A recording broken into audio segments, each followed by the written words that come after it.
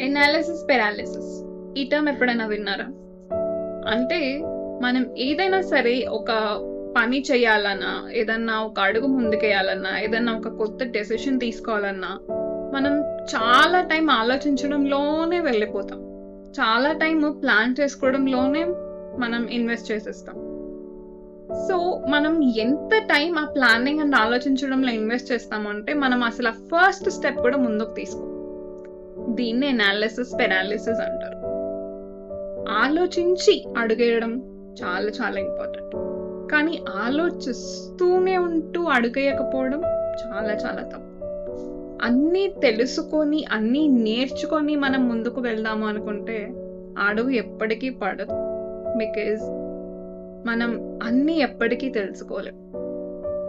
Only మనం ఆ journey start చేసినప్పుడు మాత్రమే, మనం థింగ్స్ ఎక్స్పీరియన్స్ చేసినప్పుడు మాత్రమే మనకి లెర్నింగ్స్ అనేవి ఉంటాయి కదా.